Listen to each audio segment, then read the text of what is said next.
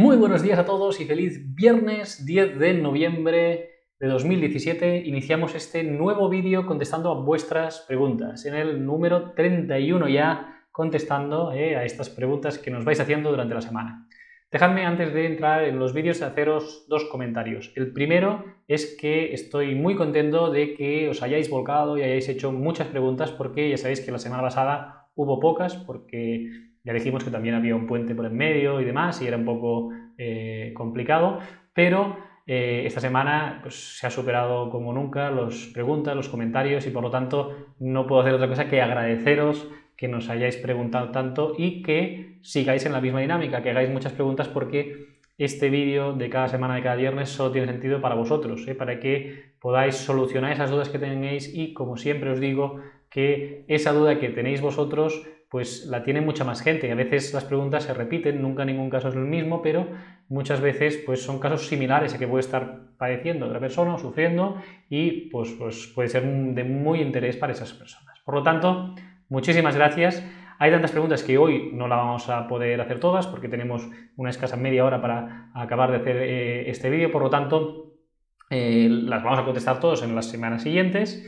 Y teníamos un vídeo que queríamos hacer contestando a una pregunta de Susana, una persona que nos sigue en nuestro canal, que nos dio sus bases reguladoras para hacer el cálculo de una incapacidad permanente, y lo que queremos hacer es un vídeo explicando esto. La idea era hacerlo en el vídeo de hoy. Lo que pasa es que ha habido tal cantidad de preguntas que nos exceden el tiempo también, y hemos decidido hacer un vídeo aparte explicando paso a paso con un Excel en el que vosotros veáis qué es lo que se va haciendo y podáis tener acceso directo, que lo podáis ir parando para vosotros seguir cumplimentando ese Excel, que también os vamos a facilitar para que ese cálculo también lo podáis hacer vosotros. Por lo tanto, no sufráis aquellos que estáis esperando ese vídeo, porque si no lo colgamos hoy, a lo largo del fin de semana o máximo principio de la semana que viene, tendréis ya ese vídeo gracias a Susana, que nos ha cedido pues, sus datos para poder hacer este vídeo y que le sea útil tanto a ella como a mucha otra gente que esté en la misma situación.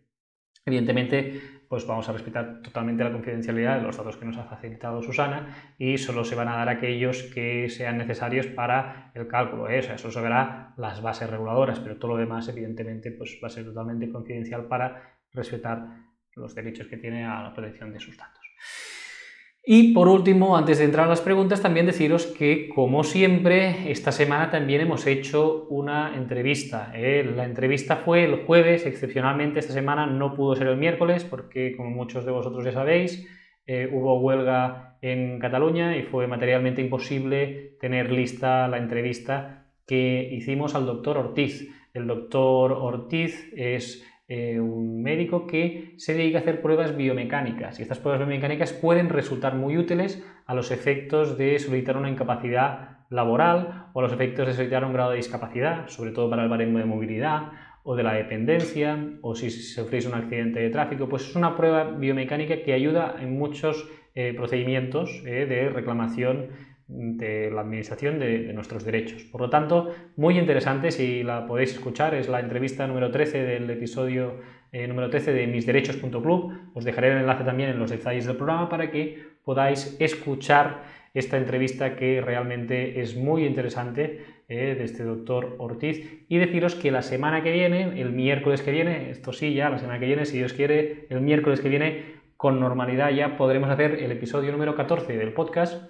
Y en esta ocasión hablaremos con el doctor Espinosa, que nos va a explicar pues, cosas alrededor de la hipertensión pulmonar. Ya hicimos una entrevista también con la Asociación Española de Hipertensión Pulmonar, pero en este caso vendrá un doctor a explicarnos pues, en qué consiste esta hipertensión pulmonar y a solucionar todas aquellas dudas que tenemos las personas que conocemos la enfermedad, y que pues, saber qué derechos tienen y en qué consiste bien la enfermedad de hipertensión pulmonar.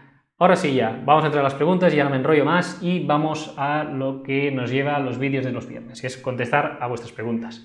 La primera nos la hace Esteban Pérez y nos dice: hola, soy Esteban, tengo 47 años, estoy operado de alargamiento del tendón de Aquiles y tengo hipertensión. Operado de tiroides y 2 hernias discales, L4, L5, 2 operaciones de rotura de ligamentos de la rodilla izquierda y vértigos, pierna izquierda hinchada. ¿Puedo solicitar algún grado de invalidez? Tengo cotizado más de 20 años. Gracias.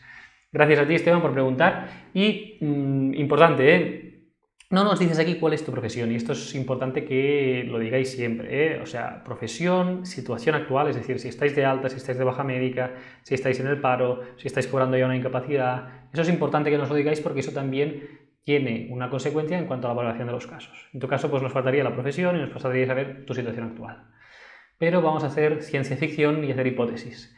Por el cuadro que tienes, y sin perjuicio de que se tendría que estudiar bien el informe del traumatólogo que puedas tener, y también pues, el informe del endocrino por el tema de las tiroides y demás, pues sin perjuicio de eso, podrías ser, entiendo yo, susceptible de incapacidad permanente total para tu profesión habitual, si tu profesión habitual es alguna que requiera esfuerzo físico, ¿vale? Si tu profesión es sedentaria, es decir, si tú a lo mejor eres administrativo y estás trabajando en una oficina y demás, difícilmente podrías tener lugar a derecho a una incapacidad laboral, con lo que dices, pero si es más de esfuerzo y demás, pues debería valorarse, ¿de acuerdo? Como siempre decimos, en tu caso importantísimo, informes actualizados del traumatólogo y a partir de ahí se puede estudiar si tienes o no derecho a una incapacidad laboral. Por lo tanto, te diría que nos contestes a esta pregunta, ¿no? Diciéndonos también qué profesión tienes, en qué situación estás, porque también variará la respuesta en función de eso, y a partir de aquí lo podemos comentar en otro vídeo. He de insistir también que por el tema de la cotización, al menos por enfermedad común, lo tienes cubierto. Si has cotizado 20 años y tienes 27, pues sobrado, Esteban, vas para que te puedan reconocer, al menos por los requisitos de cotización, una incapacidad laboral. Los médicos, pues como siempre, con esas reservas. La siguiente pregunta nos la hace Vero Abad, que ya nos ha preguntado en otros vídeos y nos dice: hola de nuevo, Jorge, tengo otra pregunta. Encantado de poder ayudarte de nuevo, Vero. Nos dice lo siguiente: mi madre el 23 de mayo de 2016 se fracturó el tobillo. Pasó la primera inspección médica al año y ahora ha pasado los siguientes 6 meses. Le llegó el siguiente SMS. INSS informa, en base a último reconocimiento médico de incapacidad temporal, se propone inicio de expediente de incapacidad permanente. Recibirá resolución. Con este mensaje entendemos que le van a conceder una incapacidad permanente para su profesión, que era cocinera, puesto que tiene que andar con una muleta y tiene la movilidad reducida en el tobillo. La base reguladora a la que se acogerán para hacer el cálculo será la del mes que tuvo el accidente. Muchas gracias. Bien, aquí es importante tener en cuenta una cosa, que es que no quiere decir que le vayan a reconocer la incapacidad permanente. Que haya recibido este mensaje, lo que quiere decir este mensaje es que cuando ha ido al Tribunal Médico, al ICAM, se le ha propuesto para una incapacidad. Es decir, el ICAM o el Tribunal Médico lo que hace es decir: yo entiendo que puedes tener derecho a la incapacidad laboral, ¿vale? A nivel médico, dicen, pues no puedes realizar actividades, por ejemplo, que requieran estar de pie y esfuerzo físico. Y ese informe va a la Seguridad Social. Y el INSS lo que dice ahora que es que se ha iniciado un expediente de incapacidad permanente y que va a determinar si te reconocen o no una incapacidad laboral. Entonces, la Comisión de Evaluación de Incapacidades, el CEI del INSS, podría llegar a la conclusión de que no, de que a nivel médico pueden llegar a otra conclusión distinta del ICAM. Es difícil, pero también se da en algunos casos. Pero es que además también hay otros requisitos administrativos, a nivel de cotización, a nivel de situación de alta o asimilada a la alta en la que esté tu madre, etc. O sea, hay otros requisitos que también son propiamente más jurídicos, que pueden hacer que te denieguen la incapacidad laboral. Por lo tanto, este mensaje no quiere decir que le vaya a llegar una resolución favorable, sino que se debe esperar a la resolución, y yo te animo a que esperes a la resolución y cuando te llegue pues también nos lo comentes y a partir de ahí pues veamos si se puede o no hacer alguna cosa. Sin embargo, ya tienes algo muy a tu favor, que es que el Tribunal Médico ya ha aceptado al menos que hay una limitación importante y que esa propuesta de este Tribunal Médico. Por lo tanto, ya tenemos muchísimo ganado. Ahora habremos de esperar a la resolución, pero el primer paso y más importante ya lo tenemos de nuestro favor. Luego nos hace otra pregunta: la base reguladora que se van a coger para hacer el cálculo. Desconozco si está de baja por accidente de trabajo o si es por enfermedad común. Si es por accidente de trabajo, porque esta fractura del tobillo que tuvo fue cuando estaba trabajando, entonces sí que se cogería la de mayo del 2016, como nos dices. Pero si no es de accidente de trabajo, entonces se cogerían las bases de cotización en base al momento en que cumplió los 18 meses de baja, ¿vale? Los 545 días, pues entonces, en función también de la edad que tengan, se tirarían hacia atrás pues los años que fueran necesarios para calcular su pensión de incapacidad por enfermedad común y a partir de ahí sería pues, el cálculo. Por lo tanto, si nos dices también si está de baja por enfermedad común o accidente de trabajo, te lo podemos decir, ¿vale? Pero sería eso. Si es accidente de trabajo, sería de la fecha del accidente de trabajo, y si es enfermedad común, se quedaría desde el último día de la baja, pues hacia atrás. Insisto, Vero, cuando tengas alguna novedad, pues nos lo vuelves a contar y a partir de ahí pues podemos comentar un poco más. La siguiente pregunta nos la hace Omar Ordóñez y nos dice lo siguiente. Hola Jorge, soy Omar Ordóñez, mi pregunta es la siguiente. Estando en el paro me tuvieron que operar en marzo de un tumor en la cabeza y casualidad que coincidió que se me acabó el paro y pasó a pagarme la Seguridad Social. Aún sigo de baja, 7 de noviembre de 2017, por pruebas y valoraciones de diferentes médicos por secuelas. Además me tienen que volver a operar para limpiar, me imagino que dice limpiar alguna parte y demás, ¿no? Mi pregunta es, en marzo haré un año y me llamarán de inspección. ¿Me pueden dar el alta la Seguridad Social sin acabar mis informes médicos o me pueden dar algún tipo de incapacidad? ¿Qué pasos tengo que seguir? Porque a raíz de la operación me está saliendo bastantes secuelas que todavía me tienen que valorar. Ojos, piernas, se duermen los brazos, dolores de cabeza, equilibrio, etc. Llevo 12 años, 10 meses y 29 días cotizados. Tengo 38 años, trabajo de técnico de óptica y dependiente. Muchas horas de pie, atendiendo a la gente y constantemente moviendo las manos. Gracias por todo. Bien, Omar, aquí lo que tienes que tener en cuenta es una cosa, lo hemos comentado en otros vídeos también, pero es importante saber que al año, como bien dices, te va a llevar al tribunal médico y ahí tiene tres opciones. La primera, como en el caso que nos explicaba antes Vero, es que te prorroguen la baja médica, ¿vale? Que estés un año y que te den hasta un máximo de 6 meses más, hasta los 18 meses. Esto es lo más plausible, lo más probable, teniendo en cuenta que dices que aún estás pendiente de pruebas y que aún estás mal, pues lo más probable es que te prorroguen esa baja hasta que tengas esos informes nuevos y se pueda determinar qué secuelas te quedan, ¿no? La otra opción, ¿cuál es? Que te den el alta médica, que entiendan que aunque lleves esos informes que digan lo que digan, ellos los interpreten en un sentido, que entiendan que lo tuyo ya es crónico y que por mucho que estés de baja, pues no te vas a curar, que eso es así, que eso te permite reincorporarte a tu trabajo. Por lo tanto, te darían el alta y contra eso podrías recurrir también, ¿eh? Y por otro lado, también puede ser que te propongan poner una incapacidad, es decir, que entiendan que lo que padeces, por mucho que estés de baja, pues no se va a curar, que puedes tener un tratamiento, pero aunque mejores un poco, lo tuyo va a ser crónico y que tengan claro que no puedes realizar tu actividad laboral o ningún tipo de actividad.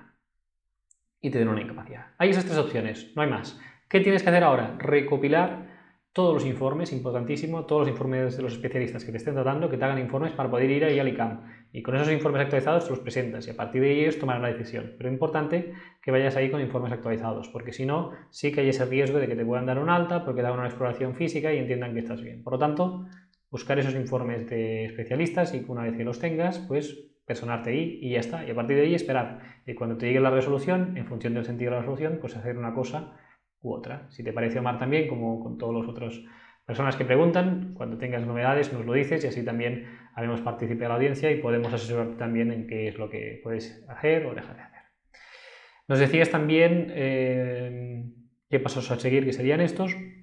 Así, el tema de la cotización, que al ser de enfermedad común, pues las lesiones que tienes y demás, y tener 38 años, que nos dices, pues con 12 años y 10 meses, casi con 13 años, pues cumples solamente también los requisitos de cotización y estás en situación asimilada al alta.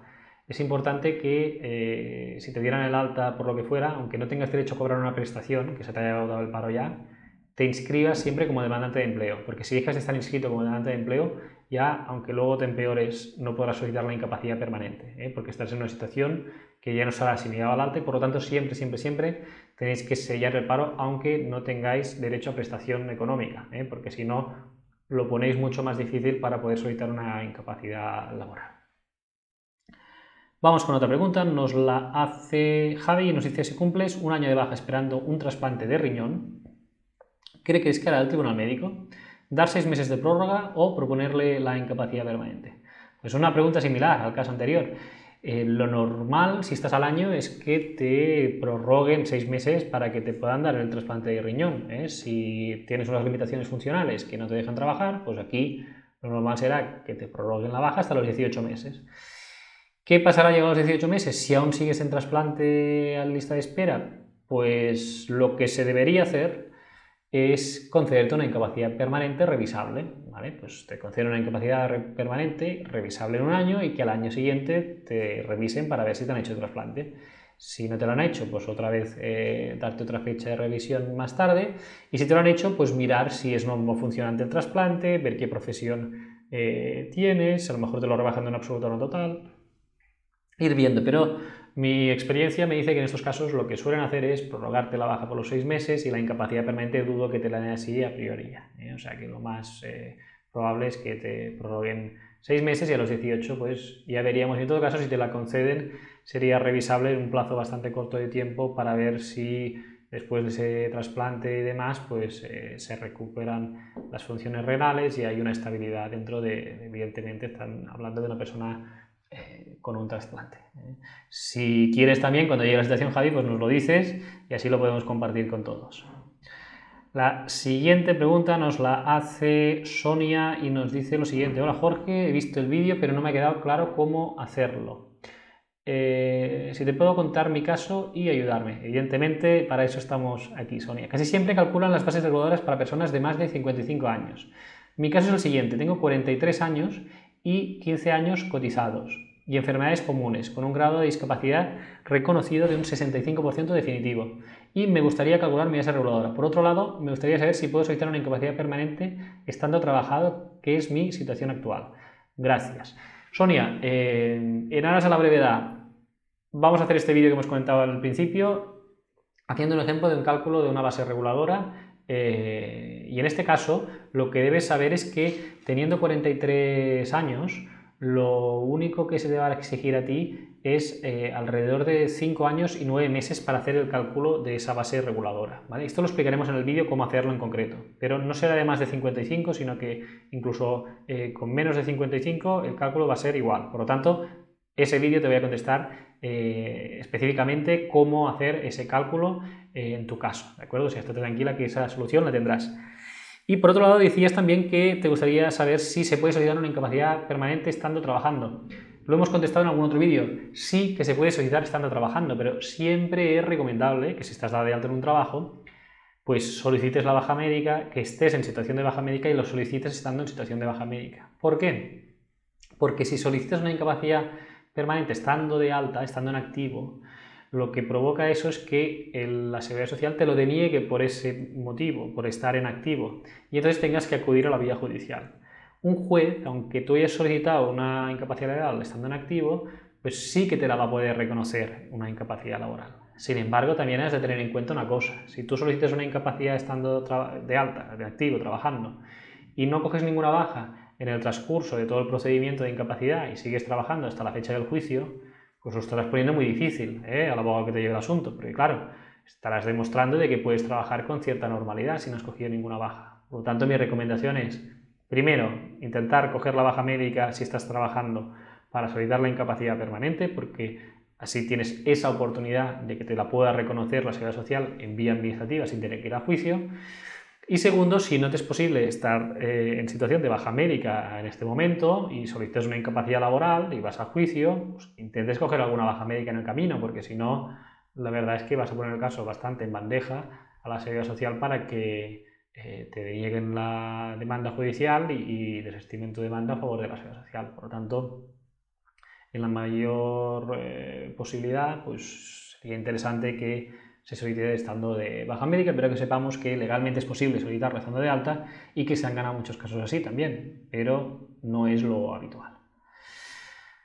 Otra pregunta nos la hace Juan López y nos pregunta lo siguiente. Hola Jorge, ¿cómo funciona el despido objetivo por ineptitud del trabajador? ¿Hay que pasar antes por la mutua de trabajo por un control médico o quizás por el ICAMS? ¿La mutua o la empresa se pueden negar a reconocer dicho despido? ¿Cuántos días por año son de indemnización? Y como siempre, muchísimas gracias por vuestro asesoramiento. Un saludo. Gracias a ti, Juan. Vamos a ir poco a poco por esas preguntas que nos has ido haciendo. El despido por ineptitud sobrevenida, por enfermedad, se suele dar cuando pues, un trabajador, debido a una enfermedad o lesión que padece, pues no puede realizar su trabajo del mismo modo que lo habría venido realizando siempre. Entonces el empresario está facultado para poder despedir por este motivo, ¿vale? Por motivos médicos. ¿Qué pasa? Que aquí se da la paradoja de que ese despido, ¿vale? Esto quiero que quede muy claro porque hay gente que lo confunde. Que te despiden por ineptitud sobrevenida no quiere decir directamente que luego tú puedes ir a la Seguridad Social y decir, oye, quiero una incapacidad porque me han despedido por esto. Esto no vincula en nada a la Seguridad Social. Es un indicio importante, pero no vincula en nada. ¿Cómo se suele hacer esto?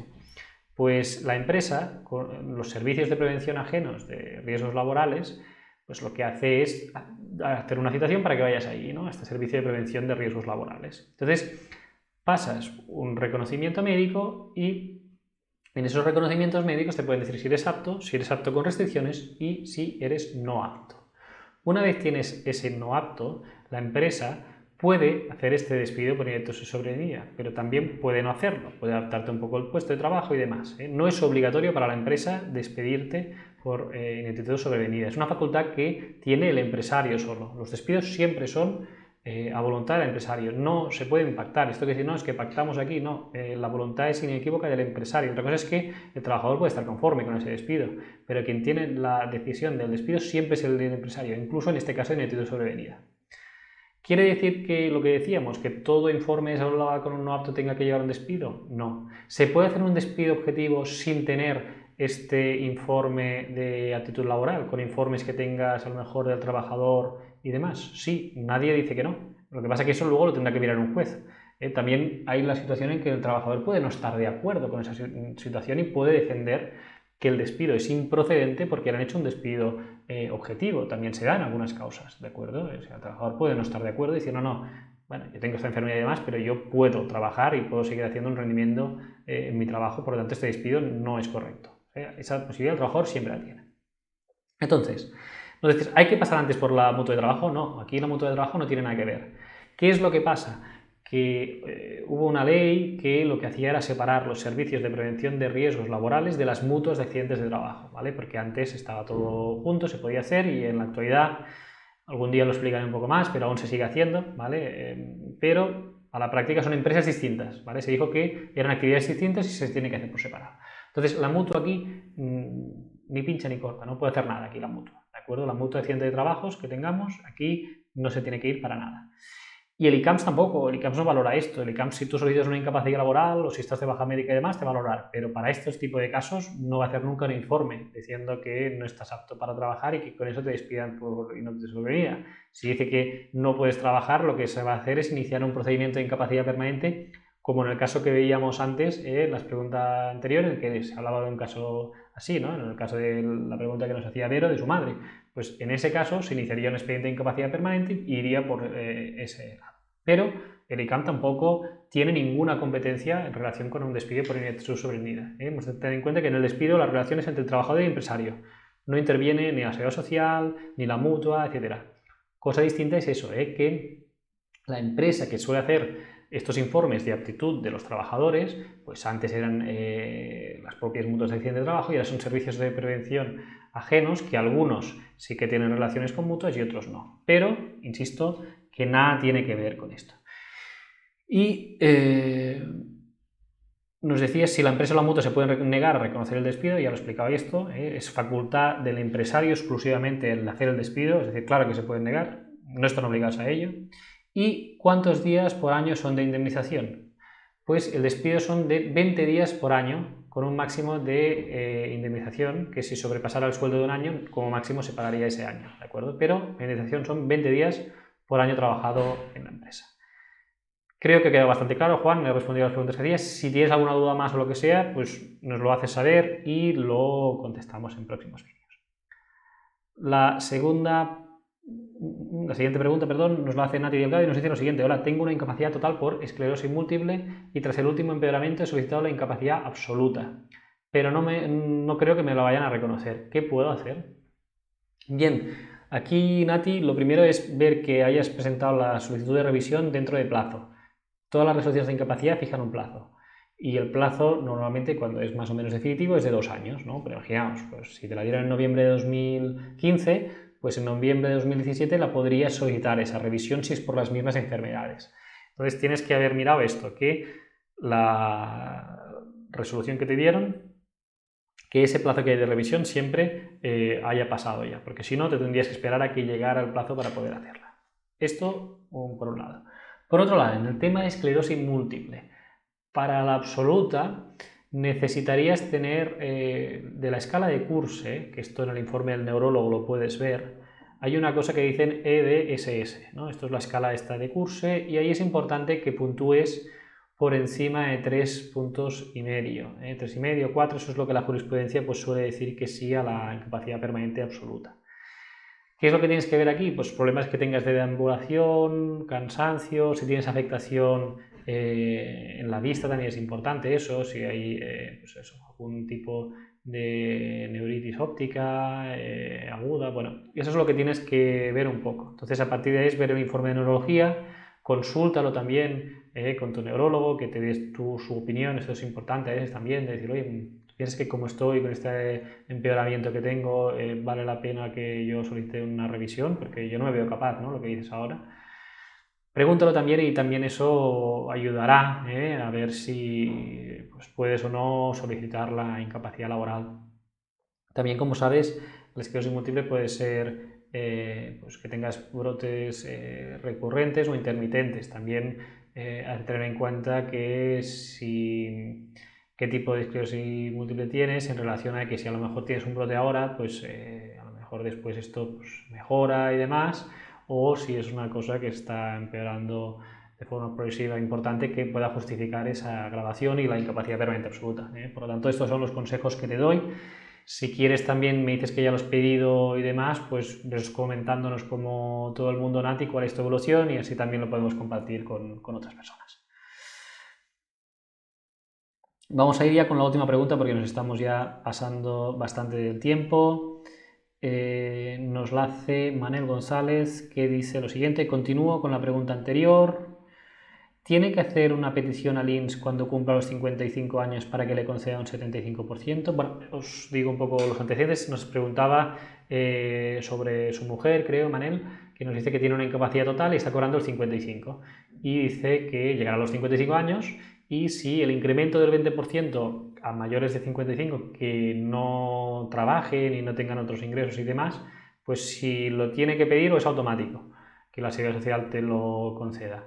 Pues lo tienes que pedir, si no lo pides no te lo van a cobrar. Y esto es importante, que se pida cuando toca, porque si no, como máximo podremos tirar 3 meses atrás, ¿de acuerdo? Desde que cumpla, en este caso, tu mujer Manuel, los 55 años, pues una vez los tenga cumplido ya podéis presentar un formulario. Pues bien, hasta aquí las preguntas de esta semana. Han quedado muchas sin responder. Rodríguez Ramos, Vicente Vicormo, Juan Naca, muchas preguntas más que nos habíais hecho. La semana que viene van a quedar contestadas primero de todas. También nos han quedado algunas preguntas de Facebook que también responderemos la semana que viene y insisto, seguid haciendo preguntas porque eso ayuda a que el canal continúe y estad atento a aquellos que habéis hecho preguntas sobre base reguladora porque sois bastantes, aparte de Susana que es quien nos ha enviado los datos, pero también había hoy alguna otra pregunta, pues estad atentos a este nuevo vídeo que haremos y os lo comentaremos también para que lo sepáis cuando ya esté listo y la semana que viene si queréis pues podéis repreguntar y cualquier duda que tengáis pues os lo hacéis y ya está. Nos vemos el viernes que viene con un nuevo episodio contestando a vuestras preguntas y recordad que el miércoles habrá podcast, entrevista muy interesante al doctor Espinosa hablando sobre la hipertensión pulmonar. Que tengáis un feliz fin de semana y nos vemos el próximo viernes. Muchas gracias.